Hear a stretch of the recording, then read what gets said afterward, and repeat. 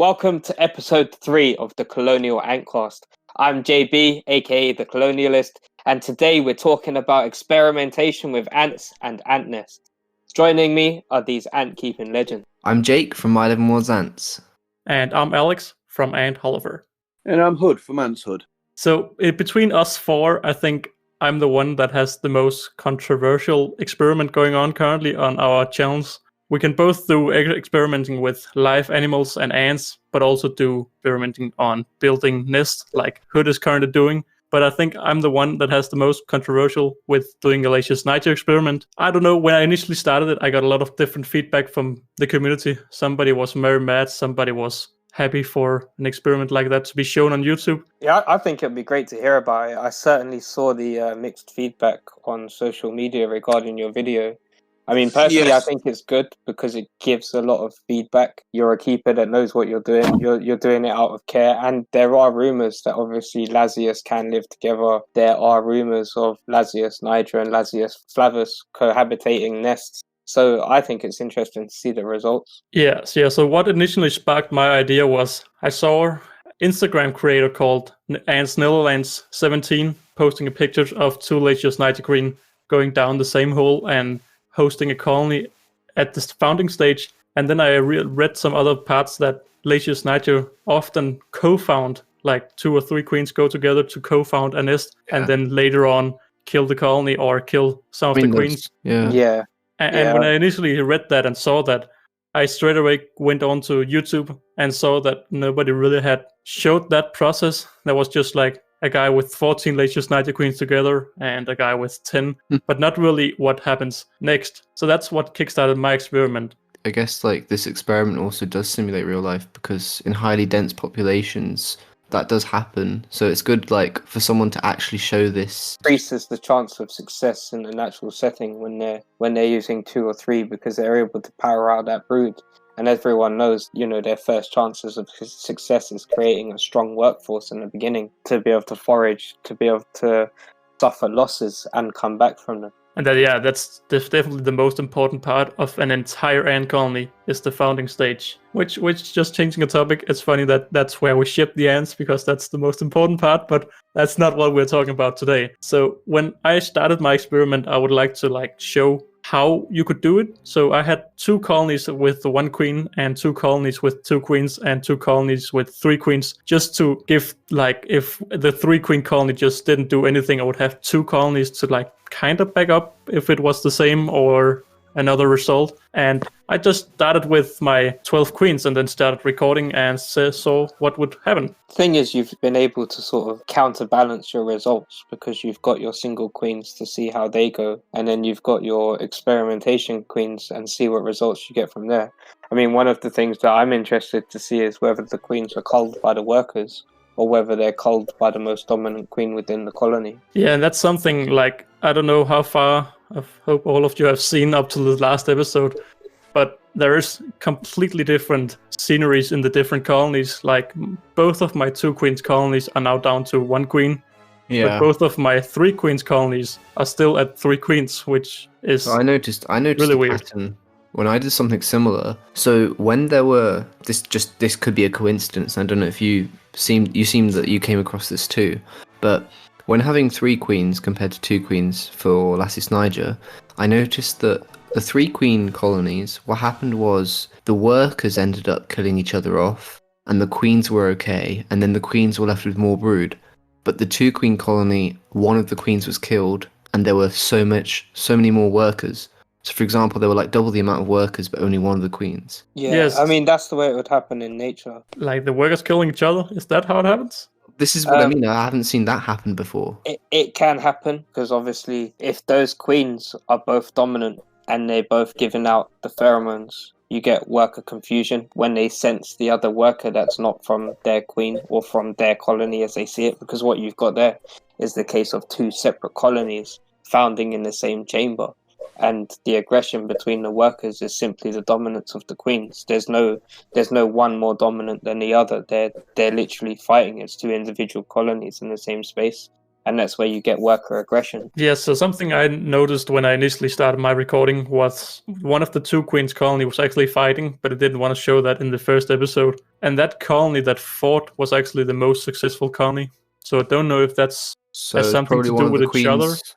Probably one of the queens establishing dominance, as in Yeah, like exactly. out of the three of them, if one of them can establish that dominance over the other two, they'll happily get on. Yeah, and I think that's definitely today. That's the 2B colony. They were the ones that was fighting.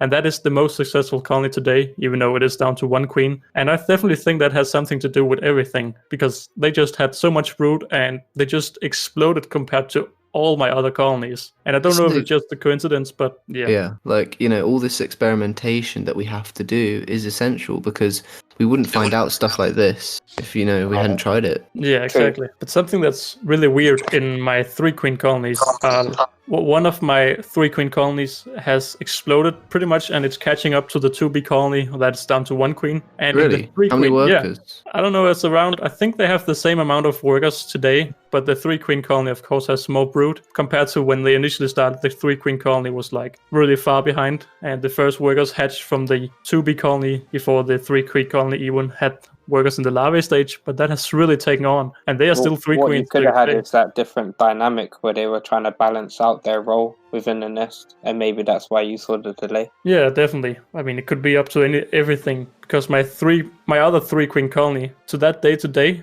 they still haven't had their first worker. How long has it been since the queens were caught? I captured all of them in August, I think, all on the same day, and they were all divided on the same day. Since that day, they've been together. I wonder if the delay in brood development was the fact that they were a bit stressed out because they were in with each other, chamber with each other. Yeah, yeah, and kind of co-living together. I mean, that's a possibility, but then you've also got queens which are literally they're just late. Like, I still have queens now that have only just started laying coming out of hibernation, and like, in my newest video, I was talking a bit about that, because lots of people get worried when they don't see any eggs from their queen before hibernation, but also after. But it just takes a bit of time. Yeah. It's a possibility, but if you caught them in August, you still had a good couple of months of egg producing, which they blatantly were a bit delayed about. I don't know. It's just speculation, of course. I don't know. It is quite strange, though. After that much time, there's not even... Yeah. Yeah. Yeah, it was really weird. So talking about the ethics of, like, doing these experiments, you all three seems like you think it's okay. Yeah, like, obviously there are going to be people that disagree. The thing is, what we're doing you're is looking important. at it from a scientific point of view, which it is because you've actually followed sort of scientific protocols. You've got a balance to the experimentation. The experimentation isn't done out of malice. It's not like,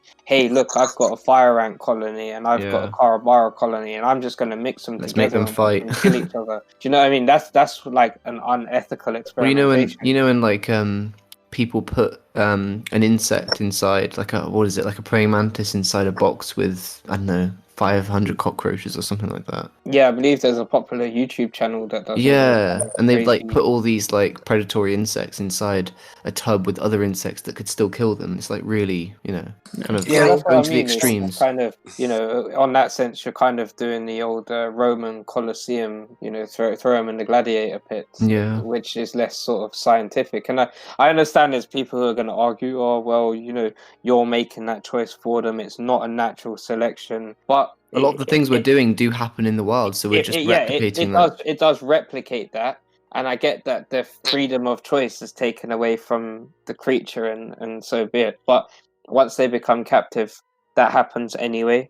So it's literally just trying to recreate a natural process to better understand it. And to actually better understand it, it might be able to improve ways that colonies are actually founded, so that keepers get better colonies by replicating something that's found in the wild. Because obviously a lot of the time that's what you want to do, and maybe it seems barbaric to us, but to many species, they have these processes, and some are culled, but in the end it's for the greater good and the survival of the actual species. So it's kind of like the many over the few kind of argument. So I have a question to all of you. I think I did my experiment well knowing that there was a good chance it would turn out bad, but I just wanted to document it, because back when I started, when you search 2 Lache's Nighty-Queens together, nothing really came up compared to when you search that today.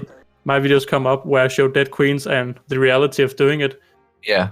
I would like to hear what your guys' thoughts are on putting like a Myrmica together with a Lache's Flavus or something. So in this case, I would say because this is a topic that hasn't been covered at all, like really, well, much at all.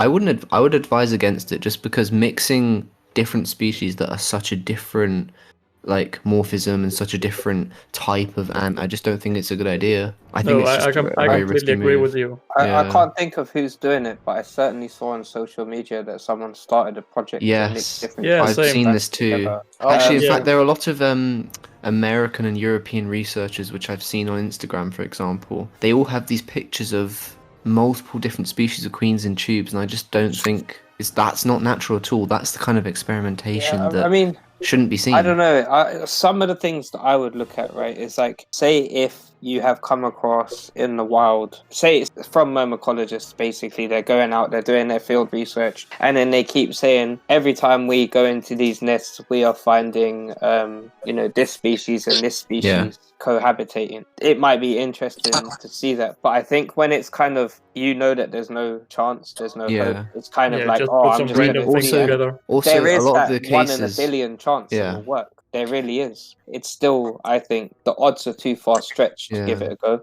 A lot of these cases, though, are happening when it's just two colonies residing in the same territory, not necessarily the actual queens founding together, which is what these people are trying to do. Yeah, I don't think yeah, that's I know what what they're you mean, understanding. It's like, it's just these two colonies happen to be in a very close I proximity. mean, people do state that you can keep together certain myrmica species where they're so closely related, and in the As wild, in, like, you often find- Rugonodis and... and rubra, Yeah, of and course. stuff like that. There's quite a few myrmica species in the UK, and I can't remember exactly what one it is, but I know that it was on the Ant Lady's website. She had a mixed colony of myrmica, and I think it was 3 different species of myrmica that had founded together, and it was a mixed colony. I saw a really interesting thing like this as well, and actually this was more extreme. So, you know Manica rubida, the larger European fire ant? Yeah. Well, I actually heard some stories about people mixing Manica rubida with Myrmica rubra queens in founding stages, but then also giving the Manica rubida queens the Myrmica rubra brood, and then they would raise that brood, and they would just be small workers within the colony. That's kind of interesting. like really weird. slave workers. Yeah, similar to that. I think where they're so closely related, you get some kind of pheromone confusion going on there. And of course, people don't realize how individual queens are. I've personally noticed that their survival tactics, their instincts, the way they act differs individually from queen to queen. Some are quite, I'd say, violent go-getters. They're hunters, and others are terrified. Like, you give them dead food and they run away for it for a week before they even approach it, and then they starve to death. So it really does depend on the tenacity of the queens that you have as well. Yeah, that's also the thing. Like, my Campanodus herculinus, they are so afraid of everything I do. When I feed them, I, to be honest, don't know if they eat anything, but I assume they do. But I saw somebody else have a herculinus queen and they're from quite the same aggressive, shop. right?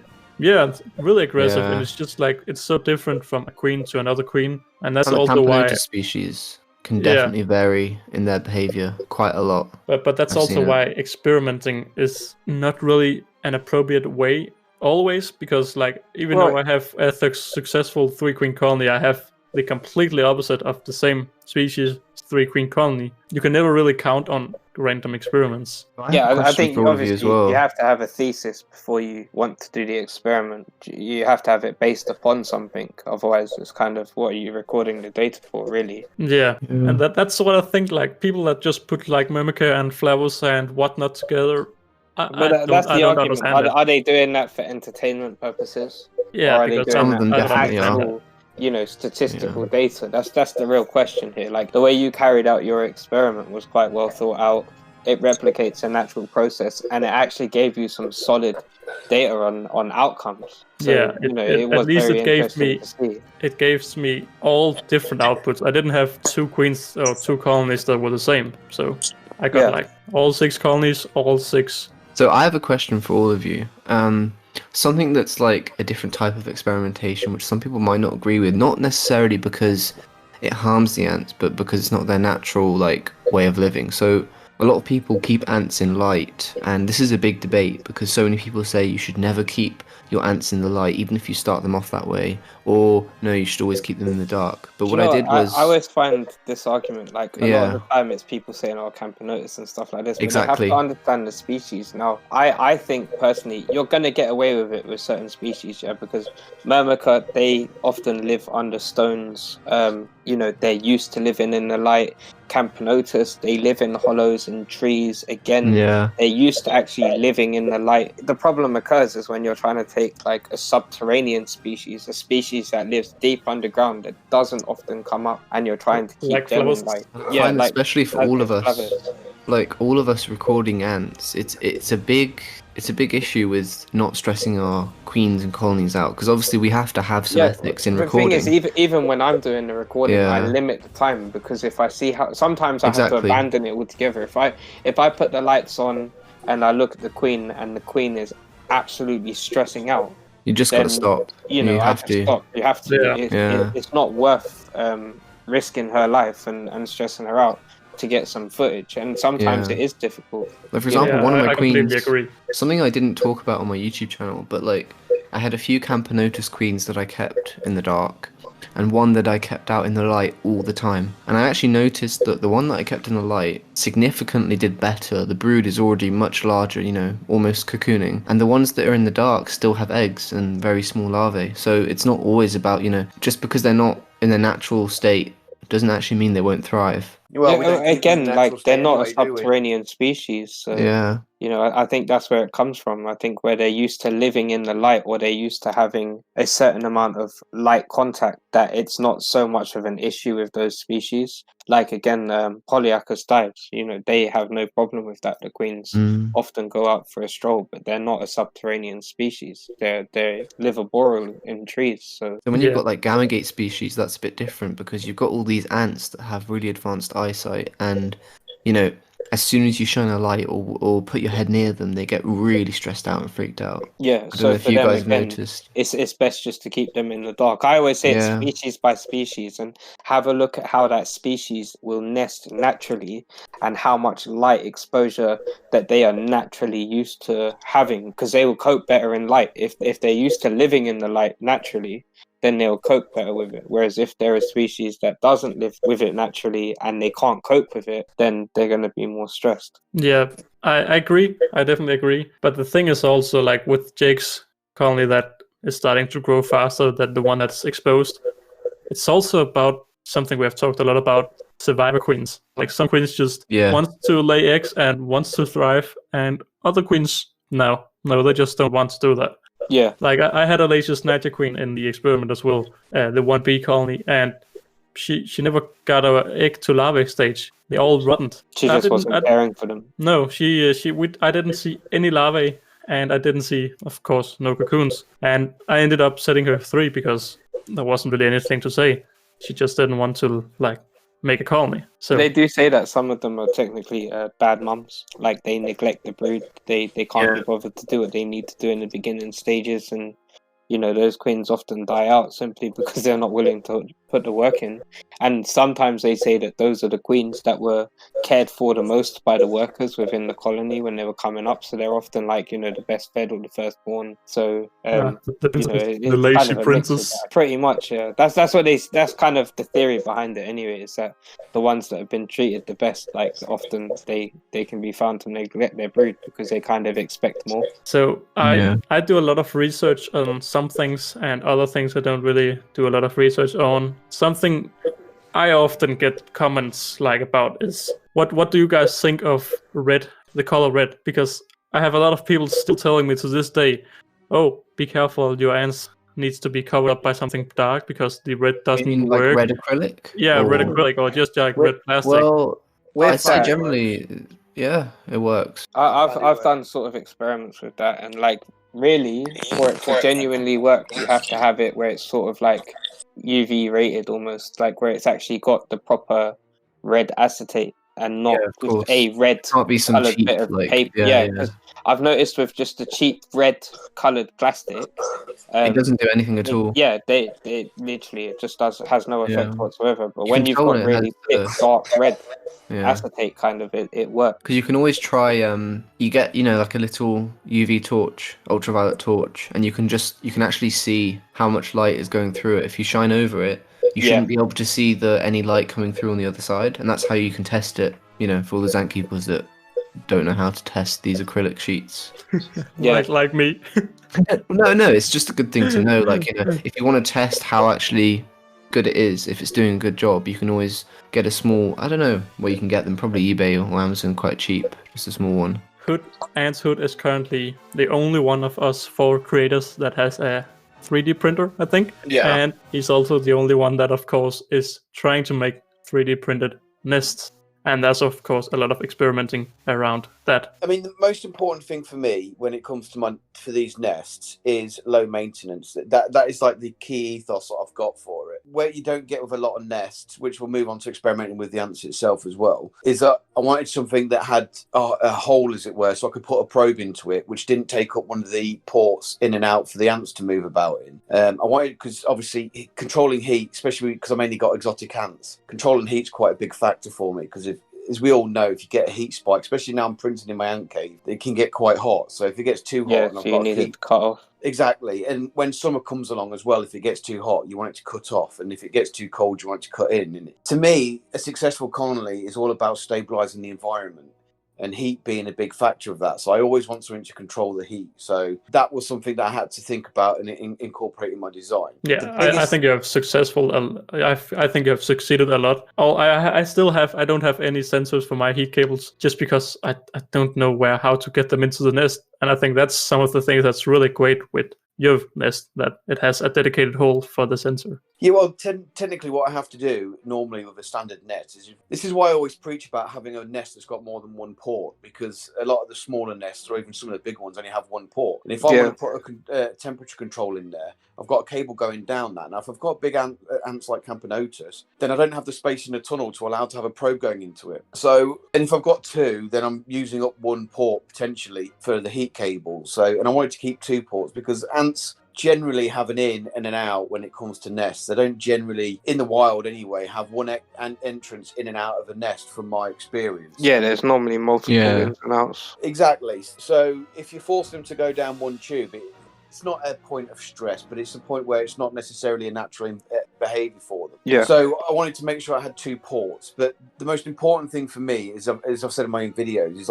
I hugely struggle with hydration for all of my nests, pretty much, apart from the Ant Canada one. And that's where I got a lot of my inspiration for the automated hydration system in it. Yeah, that's the same. Like any of mine that don't have that sort of test tube, the test tube fitting for them. Yeah. Like I have to hydrate them every 24 hours, or sometimes I have to twice a day, depending on like how warm it is. Especially if it's Etong, it seems to wick the moisture away quite quickly. Yeah, I've noticed that as well with Whitong as well, to be honest. I mean, and that was the whole point of my nest, is I just need to fill up a reservoir and I forget about it. I don't need to worry about having a probe in there again, not only one probe to control the temperature, but then another probe in there to keep an eye on the humidity. I wanted it to just pour water in the reservoir and forget about it. And that was my main drive to my designs. And the great thing about the design as well is I can adjust that same principles to different species. Like I think the Camponotus nests that I've got at the moment are working really well. My Nikos have proper taken to it and are constantly in there now. I'm pretty much filling it up depending on what type of the day it is and their activity in their outworld kind of thing. But they've taken to it really well. I think with the humidity range in there, it'll be great for messes as well. The hydration tubes are small enough so they won't be able to escape. But they've got that really great humidity level where it's like 66 and it goes right down to 40 near the heat point. So they can store the seeds and still be comfortable. So that was my thought process behind my nest, and that's something that I'm working on at the moment to do it for different species. But saying that though, I'm also happy to customize it for people as well. If somebody wants a commissioned job and say, Hood, I want one of your nests, but I want the probe size to be this, and I want the hydration to be along these levels for these ants. So I can work with that, and that's the whole ethos of my experimentation with it. But I've not so much experimented with the ants themselves. I am looking at I'm printing one at the moment, actually, because I want to put my paresis, which I've really, I'm not sure if you've seen my other videos on my channel, but I've massively struggled with my paresis, Campanix paresis, because they've never really been comfortable. I've had them over a year, and I've still only got like 25 workers. So I'm thinking of sticking them in one of my nests with a heat cable and a probe, and then see, because then I know the environment's right for them. If it's just a queen, which does happen, you don't get a queen that necessarily produces very much or does very well, should we say, or is it me not looking after them in the right environment? So it will see if the concept that I did about the Queen's Chamber, if you watch my video about my Queen's Chamber that I kind of like thought about of what people do, if that works, because that would be one of the reasons why I want to test it on my paresis as well, because they're a small colony, which is testing them on ants again, isn't it? And seeing, because it might be too big, she might stress out and she might not produce eggs and die off, but Well, it goes back to what I said, that almost everything we do in ant keeping is experimentation, especially when you're getting sort of the environment correct for them, because you start playing about with different bits, you tweak different substrates, different mixes, you try everything, especially when you make a mistake and you're more determined to sort of correct it with the next colony. People experiment with terrariums and stuff like that, don't they, as well? Yes. It's like when I built my terrarium, I kind of like, I had an idea what I wanted, because I just took the cues from the species that I was putting in it, which was my polydives. So I needed high humidity and stuff like that. So I just experimented with what plants would live in a high humid, high temperature environment, and then looked at how I can control and regulate the temperature and humidity and stuff like that, which I've pretty much got down to a T now. It's on the higher side of what they like. It's around the 80% humidity, but it stays. I find mine seem to like it around there, you know. Yeah, like around the higher humidity. I find they do. They're always more active when it's in the higher levels. Yeah. So, but I think when you build something, when you experiment with a terrarium, I think it's important that you get look at the plants that you're putting in there as well, because I think people think about when they do terrariums. I mean, mine was more of a tropical rainforest style, high humidity, high temperature kind of side of life, but even like a normal one that you get in, I say a normal one, like if you do it for a native species in Europe, for example, the plants that you put in there are really important as well, and that's part of the experimentation along with it as well. So yeah, it all goes hand in hand. So Hood, you are the only one with a 3D printer, and I have actually never thought of making my own nest, but I always find it very interesting following other people. Like I've actually been gathering some supplies to have a go at making some. Like I've got some stone cast type stuff for making. Like kind of like, or what are you thinking? It's kind of like plaster, but what I was gonna do is like a plaster cement mix. All right, so you can do like molds. Kind of, yeah. That's what I'm thinking. Like I'm in the process of trying to make a sort of mold together. What kind of structure are you going for? Is it going to be like symmetrical? Is it going to be smooth, round, or is it going to be like more like square? I'm actually using the the IKEA set boxes. Yeah. So yeah, I'm gonna be using those as my molds. Okay, nice. But I just haven't decided yet what side basically to have the front on.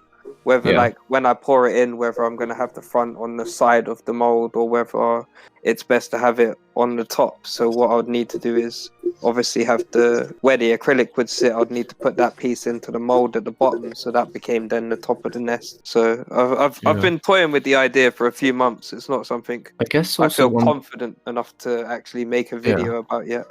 Yeah, I mean, that would be good to see. I'm looking forward to seeing that in progress. I kind of struggle getting somebody reliable to cut acrylic to the right size for me, because the last batch of acrylic, granted I got it off eBay, but I don't really have anybody that I can approach that I know that can cut acrylic to the right size. But it was too big, and I spent ages sanding it down, cutting it down, and I ended up scratching it, which is annoying.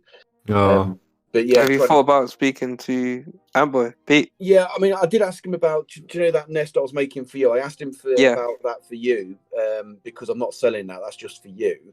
And I was quite happy with that. But I kind of feel a bit kind of rude or cheeky, because let's say that I asked for 10 of this size and then end up putting them in the nest that I'm selling. I've just asked him to. He sells nests, so personally, I think it's a bit cheeky to go to him and say, "Oh, do you mind if you make these for me, so I can put them in my nest, so I can be the competition for you." So That's Well, why like, I've not done it. I guess, you but then pay he's him, also if he's you pay also him, getting a cut from the wholesale of Yeah. selling those supplies. So yeah. So he's if you actually pay making him, money then out of you selling your nest. Yeah, exactly. maybe I should ask him, but I kind of feel cheeky because, like I said, I know he's in the ant business, so that's just me I being get silly, that. I guess. guess I think another it's thing- I think it's good to have solid relationships within the industry between different shops anyway. Yeah, Like definitely. you will get some that get on and are happy to work together, and they can increase stuff together. I mean, I wouldn't say that you're direct competition to Pete, because obviously he deals mainly in customized acrylic and Etong. I'd say you're more like on the side of like Ants UK, who does just 3D printed nests primarily. So sort of like that's where your competition would be there. Yeah, I get that. But still, maybe I should stop being a wimp about it and then go and do it. Like thinking about the actual setups of all these nests, I guess one good thing about like not just the experimenting with the nests, but also like how the ants work in them, because you know how some nests can just be made that even though there's like a clear acrylic or glass or whatever the top is, you can see the ants, but the actual depths sometimes experimenting with that can be, if the depths are done wrongly, you can't see the ants very well when you're trying to record. So it's trying to get Yeah, that it's right very level true. in the nest. But I've got in my nests, because I'm not sure if you've seen my video, mate, about it. To be fair, but with my nest that I've got different levels. So I've got at one end of it, it's quite deep. I think it's approximately 20 mils deep, and then towards the Queen's chamber, which is basically it's a chamber that I've made where it's narrow, so it's not too high, and it's small enough so a foundation queen can go in there. And because it's got a narrow opening, then she could potentially go in there, and it's right in the middle of the humidity for the temperature and humidity gradients. So she could go in there and be quite happy. And the reason why I did that was not because I put queens in nests too soon, because I like to think I'm better than that now I'm experienced. But we all have hiccups when it comes to ant keeping anyway. Yeah, of course. But it's because people make mistakes. Inexperienced ant keepers or people new into it, or people just sometimes get impatient. They move queens into these big nests that are too big too quick. I've certainly been guilty of that. Definitely. Yeah, Yeah, I have same. as well. I think everyone has. Yeah, in my early days. So the whole point of the Queen's Chamber was to make it so if they did get put in there too soon, then she's got somewhere where she could potentially be comfortable and then start producing eggs and laying properly again. But like I said, it's a hypothesis that I've not been able to. Well, it's a bit like that Chinese manufactured nest that I stick by it. That it's a good design for Mesor species because it's got 9 chambers, but those 9 chambers are basically test tube sized. And then the way the hydration sponge goes in is it obviously hydrates the outer 6 chambers. And the queen can easily, if you create a blackout cover for that, the queen can go into any one of those chambers, and she would treat that as she would a founding chamber and be more than happy. I'm pretty confident that I could put a mess or species into that nest and they would be fine. Yeah. The only problem I've got one of those. Well, I did a review on it, so I've got one. I mean, I'd love to put the messes in there. I mean, bearing in mind I've only got 3 messer species. 2 have literally just started laying eggs.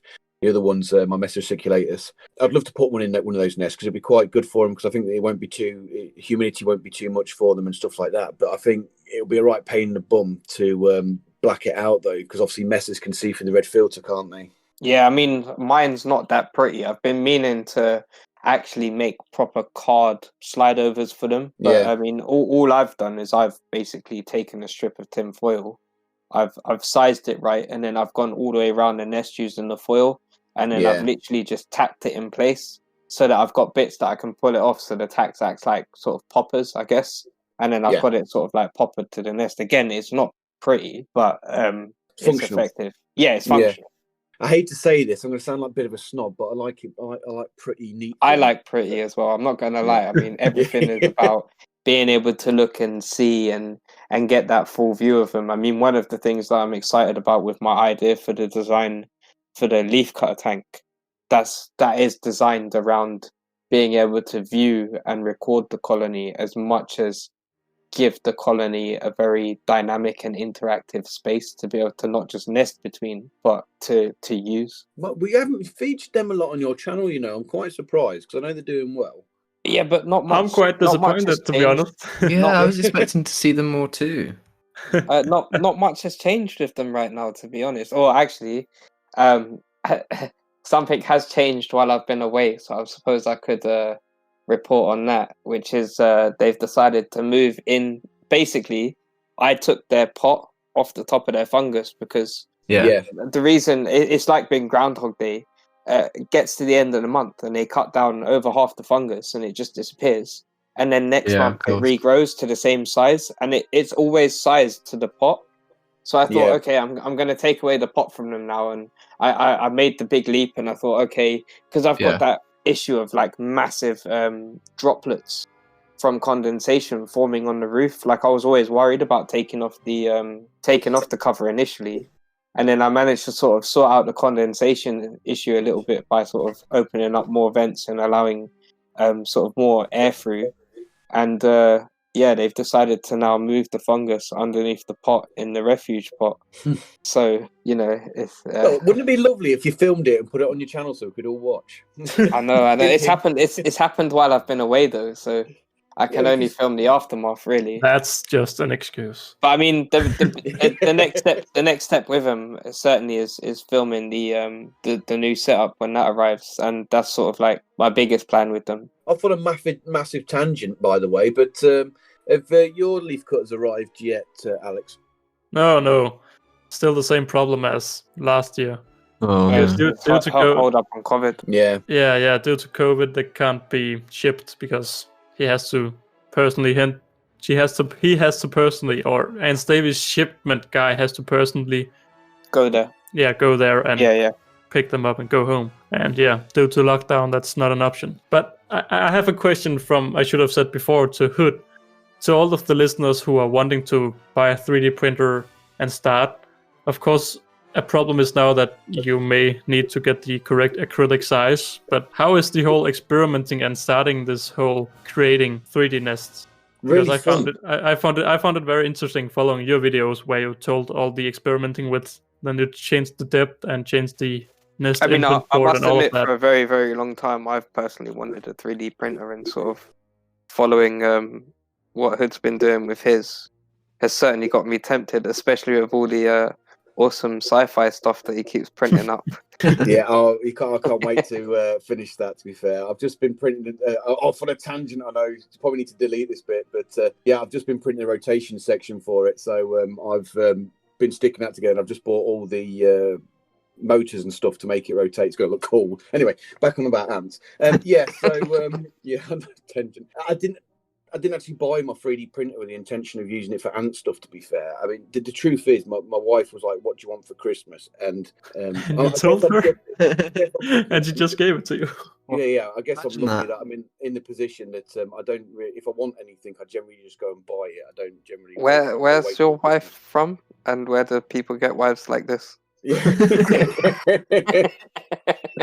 I'll give you a number later. I'm only joking. I know my missus would if she could. So. Yeah, of course. We both work. We haven't got kids, so that's probably why she can afford to do something like that. Yeah, true. So, I've got 2 4D kids that take away my 3D printing money. To be honest. Yeah, exactly.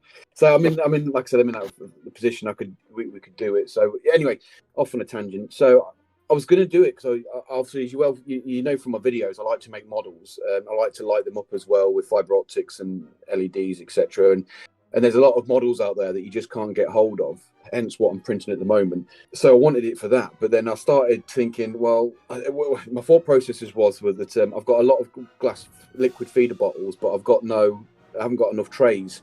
The biformer can I ask how have you ended up with that? I just don't understand. Have you just thrown them away, or what? The holders for the glass? No, they break. Oh, okay. Yeah, like mine. The ants have chewed through a load of mine. Really? Yeah, man. Yeah, and because they're quite thin plastic as well. I've noticed with mine, if you over tighten them, you can run the risk of splitting them. Or if you use them a lot, like I have, you can run the risk of splitting. Yeah, them. they crack after a while. It's like the 3D printed acrylic sort of decays through the water. I think it is a lot as well. Especially if you're doing like sugar, I think it becomes sort of corrosive to the PVC, and the ants are constantly attacking it every time you refill the feeders. They're chewing at it. Yeah, definitely sounds right. Yeah, so I wanted to get some new trays, and that's when I started on my journey about my 3D printing and ant stuff. Because my wife was like, "Well, these look really good and they work really well. Why don't you sell them?" And I was like, "All right, I will." So I did, and that's where I started selling my liquid feeders. And obviously, they're about. You can see them if you want to. And then I started talking to people about working on a nest because, like I said, I wanted a nest because, like JB, I go away from home every so often, and my wife has to look after my ants. And I struggle with the humidity of ant nests with the sponges or white tongue. I just cannot get it consistent and steady. So it's like my missus gets upset that she has to hydrate them sometimes twice a day because it forces her to a routine that she doesn't want to have to stick to. Yeah, and I work sometimes up to 13 hours a day, so including travel kind of thing. So I can't. And when I get home, I don't particularly want to have to go and check my ants. I mean, I don't mind checking on them just to make sure they're okay, but I don't have to start hydrating them and all that malarkey. Yeah, I know that feeling. Yeah. Exactly.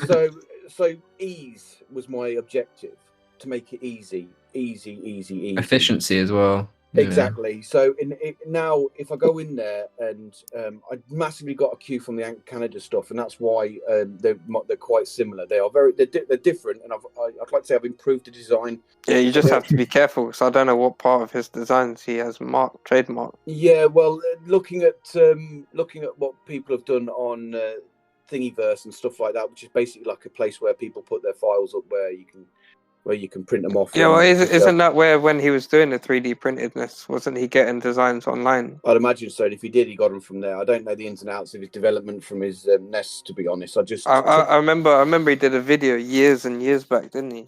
Did he? I have to have a look. But the thing is with me is that the concept is I wanted a reservoir. Now, you're very limited on 3D printing what you can and can't do and how you can move the hydration around. And yet again, longevity. I don't have to keep watering it every second. So the idea of having the water tray and sticking it on top was probably the best solution to the problem that I had with some hydration medium in there. I think I used cotton wool or something. I must admit, I'm really keen on the Tar Heel ants, the way he has his with the pot and the mech over the top. That works really. They're quite cool. As well. Yeah, ants. I know they're not in business anymore. Well, not really in business anymore. But the Ant Kit white tongue nest that I reviewed, which I'm actually moving my noses into now, but that'll be on my next video. That's got a Petri dish for hydration reservoir, and I just love the fact that I can just fill it full of water and forget about it. Yeah. That's what I like about it. I mean, I last filled up the honey pots almost a month ago now, and they still have water in them because I asked the missus to check. I mean, I did do quite a fair bit of experimentation to gauge the percentage of humidity in each chambers, because if I'm putting stuff in there, I want to make I can't, because it didn't specify on the website. I experimented with that to find out what the humidity was for each chamber, with which wick was dipped in the water. There's two wicks in it, a long wick and a short wick. The short wick's idea is you don't have to fill it fully up to the water to get that one wet to humidify the chamber, so you've got a gradient.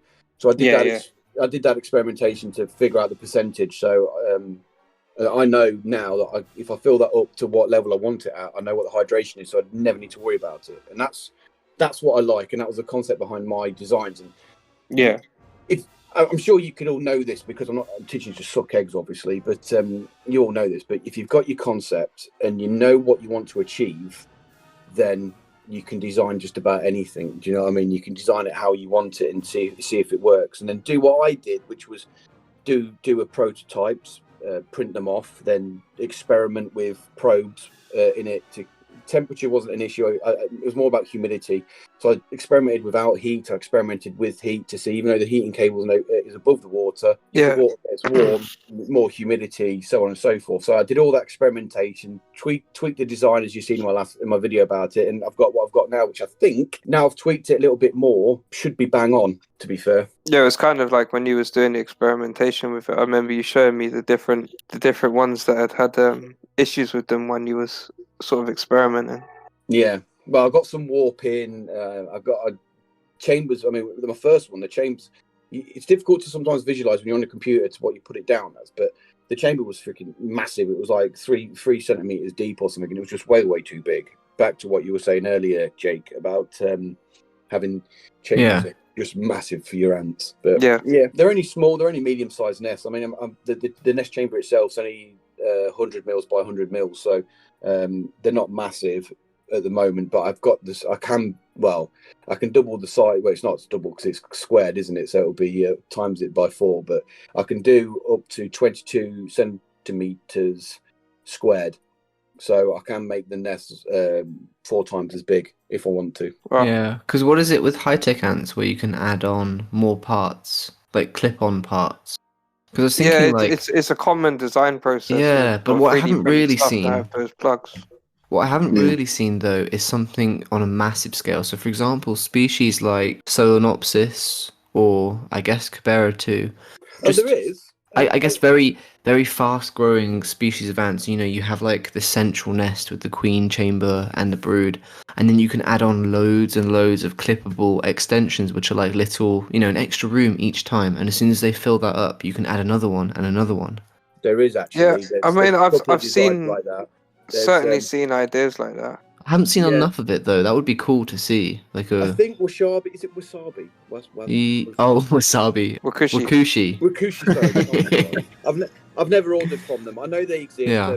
But I've never ordered. I wouldn't mind getting some of their nests to check them out. But I've never ventured that far yet. I wouldn't mind reviewing some of it actually, because some people have got bad things to say about them. So I wouldn't mind getting it myself. I find the response of them is quite mixed. I'd say it's mixed as well. Yeah, like I think some of their stuff, some of their products are very good, but then also people have just had bad issues with maybe customer service, and that's the reason why they've got a bad rep. But I don't really know enough about that. But I'd like to check them out. I might in the summer buy a nest off them and see how I get on with it. But anyway, that's often a slight. I like their outwards. I mean, I do like the Wakushi outwards. Yeah, they do look good, because I think Rob J did a review of one, and I thought I want one, but it was only a custom huge one. But I need a custom huge one for my. That's the same thing that I need. That's what I was looking at, the custom huge one with where it's got the pillars that you can put in and stuff. I thought that was quite a nice design, and I also like the fact that the walls are screwed in. Yeah, well, I'm thinking about if I do get somebody that's happy to supply me with acrylic to my specs. I'm thinking about making my own huge outworld anyway. Because I can just 3D print some blocks that, like, pretty much like what High Tech Ants does and Wasabi does. In fact, anybody that's got squared acrylic that blocks them, screws them together, they've got little 3D printed blocks, and you just put screws into there, and you could do that. Obviously, I'll have to experiment with it because you won't want them getting out and stuff, but I'll probably do something like that. Well, I think that makes it more secure, because what you do as well is you do a glue weld along the line. Yeah. And then you screw it in, so then you've just got that extra security. And certainly when it's come to sort of like species like the Carabara, that extra security in my mind pays off, because like while I've been away, my Carabara have chewed through one of the glue welds and managed to escape. And the missus has had to deal with like 150 plus Carabara running around like crazy, calling me while she's crying in hysterics, saying that the kids are ill and she can't deal with this right now. I don't know why your missus puts the struggles of an ant keeper. I don't know. I mean, last week she got attacked by the Solenopsis. That was bad. She said the lid wouldn't pop back on, so she's trying to pop the lid on while like literally 60 Solenopsis are stinging her. So what do you guys talking about the outwalls with like 3D printed walls or like, I don't know, things to hold it? I really like the design. I don't know. I think it has like a modern design to it. I don't know. You mean I don't know. Or what are you referring to? Yeah, just the thing that you print the. Oh, okay. Do you mean on the outside or the inside of the nest? Yeah, on the outside. Oh, okay. Yeah. I Because like that. I have a lot of people that's saying like, Oh, that's so ugly. But I don't know. I really like that. I think it. I don't know. What do you guys think? I think on the inside it's cool because then the ants have something to grip onto. Yeah, I mean, I'll put them on the inside, but I think high-tech ants do theirs on the outside. Yeah, they do. Yeah, which because I've got one of their outworlds and nests. I'm not currently using it, but I might put my meat ants in it to start with if she survives. I've got a meat ant. I've not said anything about it yet on my videos or anything, but I've got a meat ant that's got some eggs. Nice. And if she survives, should I say? Because we all know what it's like when you've got a queen at this stage. It's very hit and miss. Yeah. If she survives, then I'll probably stick her in there. To be fair. Yeah, I thought about getting meat ants, and I really did. And then I thought to myself, I had to be like, do you know what? Seriously, the answer has to be no, because you've got Solenopsis germinata, which are outgrowing their setup at an incredible rate. You've got Carabara affinis, which again are outgrowing their setup no matter how much space you give them. Yeah. I've got the yellow crazy ants, which their colony is bound to grow big because I believe they're a 4 queen now. They was a 5 queen. But last time I looked in there, I couldn't see the 5th queen, no remnants of her body or anything. So I don't know what happened to her. You need to stop getting such fast-growing species, matey, because I don't think you'll be fine, but I think your wife will cope. Yeah. Exactly. I mean, the lucky thing about the Polyacus is they don't need an upgrade, but I want to give them an upgrade. Like, I want to give them a pod that's like twice as tall as what they've currently got, so that I can give them a proper sort of arboreal style nest. Are you going to go for a rectangular one so you can feed them? Feed them, film them easier, or are you going to go for another tube one again? No, I believe it'll be another tube one, man. Just to fit in with like how it currently is. It's just kind of like that's the theme with the Polyacus. So aesthetics, I was just going to say, it's all about the aesthetics for you. It is. But filming them is a nightmare. So talking about like actually laboratory experimenting, so like obviously there are people like us, ant keepers, who are experimenting with ants, but then like to get all the research on how ants actually work, like, you know, for example, tandem running. So they literally get ants and they put them on a treadmill, they put them on like a flat surface, and they test them running up and down. You know, like with all these laboratory conditions, and they mark them and they analyze them with computers. I was just thinking, like, maybe we should talk about that. Yeah, I'd like to start because before I really got into ant keeping, I saw a video by Lemino, like an old YouTuber that does like top 10 things, and he did a video where he talked. One of his topics was ants, because desert ants can't make a scent, like they can't put out smell. They leave a pheromone because of how hot it is. Oh, so their pheromones can't be laid down. Yeah, so therefore they track their own distance, so that when they walk, they remember how far they walked. Oh, yes. And the scientists found out by cutting half of their legs and putting extenders on the other half, and then they could then see. No way. Yeah, so they took the ants, cut their legs off, Really? and then they would walk back. But due to them only walking like, I don't know, 100 steps, for example, they would be a lot shorter because they wouldn't have walked that far because their legs would be shorter. How do you even do that to an ant? Like, I think that's quite cool. That's quite a cool experiment in a way. But and again, that's the ethics of using animals in experimentation. But the science would argue that the data progresses us forward, and the morality would argue, is it right to go forward using that method? Yeah, because of course it was an interesting experiment, but in my eyes, that's just also.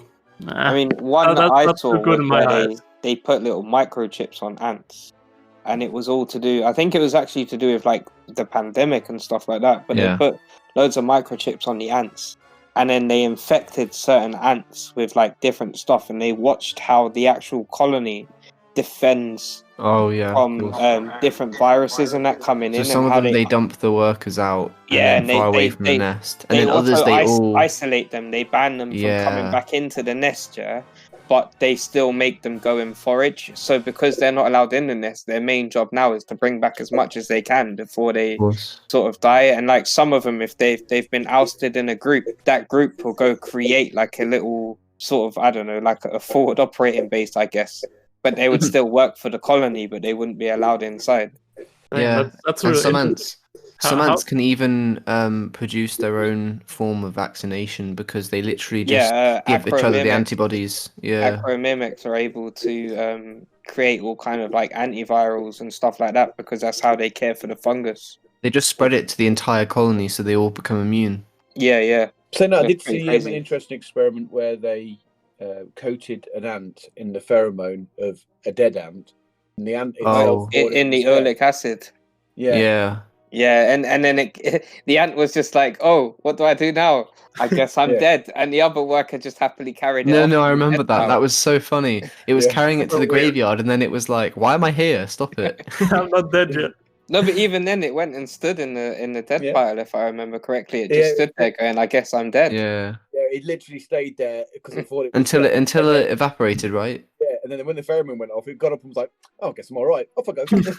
Yeah, that was very strange. I do remember seeing that. That sounds a bit like the Death Walkers of this, or the Circle of Death, where the workers just follow each other until they die. Yeah. Yeah, That's that's horrible. They something get caught in a pheromone That trap is and so they just go bad. round and round. I But- literally don't understand how that happens because It's where very. are they walking? I don't know. I was on holiday with the missus. This was before we were together and we were friends. We was on holiday together in Lanzarote, and I actually got really, really badly sunburnt. Yeah, because I was obsessing over watching this ant colony drag a giant cockroach carcass, all the way back to Yeah. their nest. And like, just to be cruel about it or to extend the time of it, every time they got it right near to their nest, I'd drag Yeah. it. I'd drag it all the way back again, so that they would spend the next hour dragging it all the way back to the nest. See, I just had this image of you saying with sunburn, peeling skin, and I thought you was going to reenact Tanks Canada and feed them. Oh no, I never got that far. But like the next day, I did look like I had been in like I'd been hit by a flamethrower or something. It was disgusting. Man. Ants Canada is a good example to look at for literally how much he's experimented with ants. Not in a good or bad way, I'm not going to really comment on that. But like, I'd say as a channel, you do tend to experiment more rather than someone who's just maybe not of course publicly. you do, but you have to look at like sort of the different reasons or the stuff like his ants' reactions to different types of food. Was purely just views and subs, No, really. but it's also kind of interesting because it gives you options as an ant keeper. Like, Yeah, that's true. that's what also blew up the whole thing of guys. I've got no food to feed my ants, and I'm like, you could feed them a turkey. That head. debacle. Do you know what I mean? No, You but could that feed it them a is. turkey head. Yeah, no, there is obviously some use of it all. Yeah, I really liked this experiment he did like 2 years ago with feeding 5 different types of food for protein jelly. Yeah, No, I I remember saying that which one. flavor Quite that they liked. Yeah, that was quite an interesting experiment. See, those are the good experiments. I mean, like I say, you got to look at sort of the reason relevance. behind Yeah. the experiment. Exactly. What is the reason? If it's sadistic, then don't do it because it's not ethical.